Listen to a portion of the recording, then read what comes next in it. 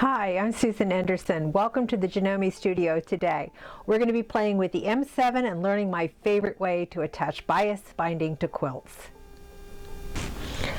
My favorite way of doing binding or bias binding on my machine is with purchased bias. We can't always get the exact color we want, but you can make your own as well, and I'm going to show you that in this video.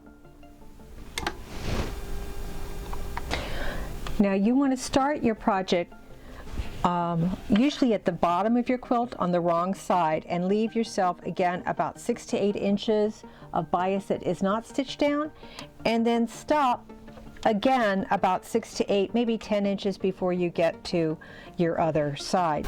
I'm going to stitch with the right side of my bias against the wrong side of my project, basically the back of it, and then roll it around to the front. So the first thing we're going to do is I have my VD foot on my machine. You can engage your AcuFeed system along with your pivot feature. From here, we're just going to do a straight stitch right into the fold. So the raw edge of the bias is going to go against the raw edge of the project, and we're just going to stitch.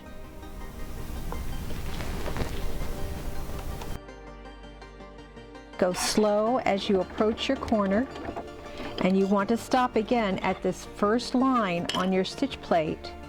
That's the edge of your fabric. So I'm just going to go 1 more, 2, 3, 1 more stitch. Got it. Okay. Now I'm going to pivot my fabric round, lay my bias perfectly flat, press and hold my reverse button, and go back so I'm 1 stitch off the end of my fabric. At this point, I'm going to fold and miter the corner of my bias, using my stylus to make sure the fold gets right up against and even with the raw edge of the back of the project. Make sure I get that so my raw edges are even over here on the right, and I've got my fold on the left. My fold in my bias should be right in line with my needle, and I'm just going to step on the foot control and feed the fabric through the machine. We do that at all 4 corners.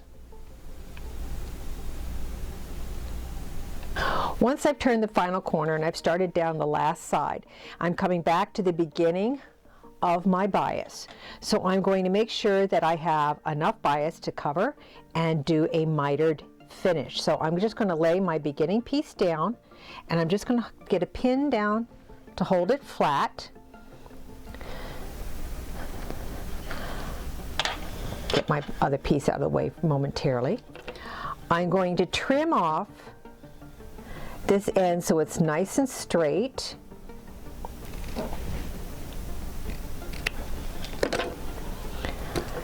And then I've created a template. This is one you can create on your own. It's got a measurement of 1 3/4, which is what the width of my unfolded bias is. So if I were to open out my bias, all the folds, and lay the right fold with the edge of the cardboard, and open the left fold all the way, and what I've done is I've drawn a red line there. You can see it. That's where my line is. And that measurement is exactly 1 3/4 inches. Now you could measure it and use a pair, you just use a ruler for it, but I find that the template's a little easier. So I'm going to put this edge of the cardboard along the cut edge that I just created on that bottom or the beginning bias. Lay my top bias that's just come around from the corner, it's my last piece, laid it over top, and I'm going to cut right on that red mark.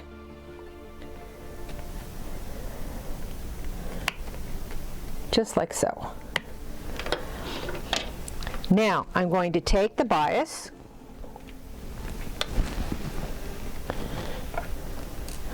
open out my folds on both the beginning piece and the ending piece,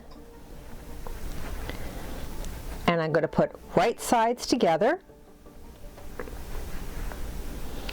And I've turned that bottom one a quarter turn, so 45 degrees off. So I've got the cut end, short end here, and the short end over here. And I'm just going to match up the raw edges. And you can pin this. Don't just, when we stitch it, don't stitch over the pin.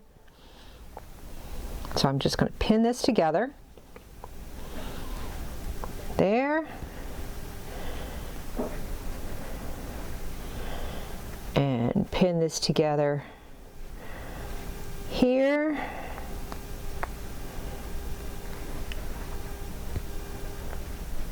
Okay. Now, we're going to go back to the machine. I've still got my machine in a straight stitch.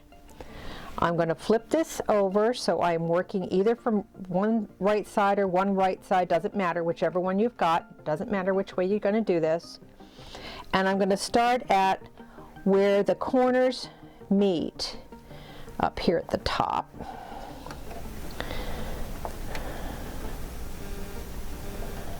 There we go. In fact, I'm going to put another pin in temporarily because I got the edges kind of close. So I'm just going to hold that in like so. That's just so I can get it under the presser foot. So I'm going to start at the corner. Can you see that? I know it's gray on gray, but can you see the corner right there? That's where I'm going to go ahead and start my stitching.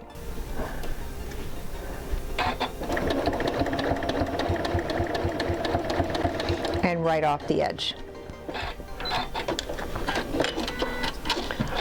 Now, I'll just trim that seam, so it's about a 1/4 inch in width from my stitching. And then I have a little wooden iron that I use at this point to press that open.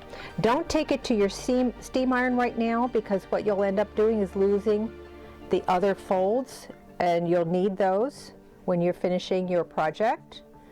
So right now we're just going to press that open like that. So it's nice and pressed open. Then I'm going to go back to my machine. This now lays nice and flat on my project. I'm going to slide this under my presser foot and pick up the seam where I left off.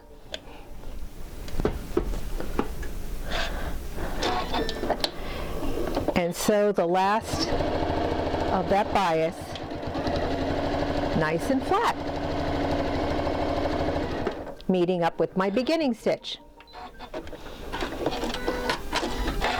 Now we're ready to turn the fabric and the bias to the right side and stitch. What I like about doing this project, or doing a project this way with getting the bias on the back and then bringing it to the front, is I can make sure I overlap or cover my stitching. See, so because I'm bringing it from the front and pulling it to the, bringing it from the back and pulling it to the front. This way I'm covering my stitching, and I make sure I have a beautiful edge on both sides of my project. If I were to start with the top and bring it to the back, yeah, I'm covering my stitching on the back, but am I covering my stitching on the front? I'd rather make sure I had it correctly done on the front of my project.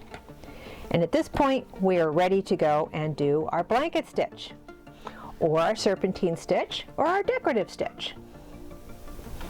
In order to set up my machine for a blanket stitch, I'm going to first start with the sewing applications icon. Then I'm going to select the presser feet. I'm going to go to applique, and I'm going to select applique number 3. I happen to like this one. It's not as heavy for doing the cover. Now here I'm going to mirror image, so my stitch is from the left to the right. I'm going to change my stitch width to 3, and I'm going to change my stitch length all the way up to 5. I don't think it needs to be as heavy because this is just finishing off the bias tape.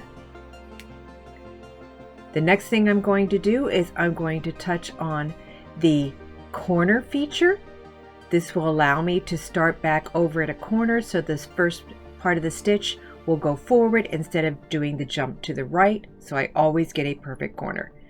Then turn on my pivot feature, and you're going to see a new icon at the top of the screen for your restart or to start at your corner. So every time we're at a corner, we're going to touch that icon. I've gone ahead and set up my machine with the wide ankle for the AcuFeed and the UD open toe foot. I'm also starting with my needle just off the left fold of the bias, so that when it does the stitch, it'll do the jump into the right. As you approach the corner, slow until you get to one stitch, still in the fabric, but not into the bias. Pivot your fabric around.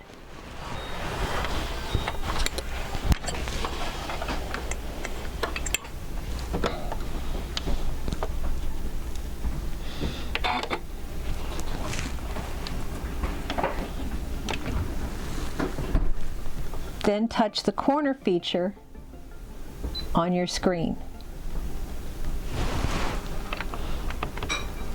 This will set the machine back so that it will start the stitch at the beginning of the pattern sequence and not do the jump stitch into the bias until it does one stitch forward.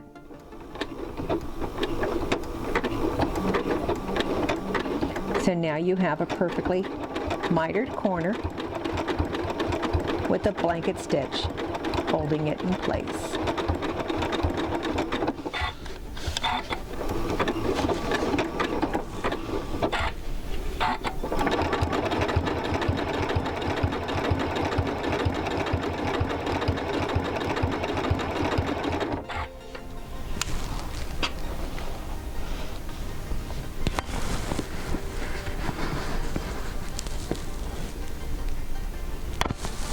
And there is our corner.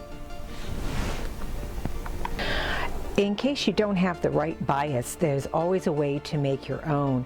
This is my favorite way of doing it. This is the Sasha collection, and my favorite one is the 1 inch. And all you're going to do is cut 2-inch wide bias. Now you know you don't have to be on a true bias. It doesn't have to be a 45-degree angle. Anything on an angle that's not true or straight of grain is considered a bias. So what I have done is I folded the two ends towards the center, and I'm going to slide it from the back to the front, back to the back again, like so. So it's going to go ahead and be folded so my raw edges are towards the center. Then I'm going to take my iron, and with the curve of this tool, the edge of your iron is going to fit right against that tool. And don't worry, it won't melt the tool. And if I can just get this so you can see it. There we go. And I'm just going to hold this like so and just slide the iron right along. And that's going to keep my edges perfectly even. And that's how I'm going to make my double fold bias. You might also find it beneficial that when you're sliding this along, if you just give it a little shot of steam as you go.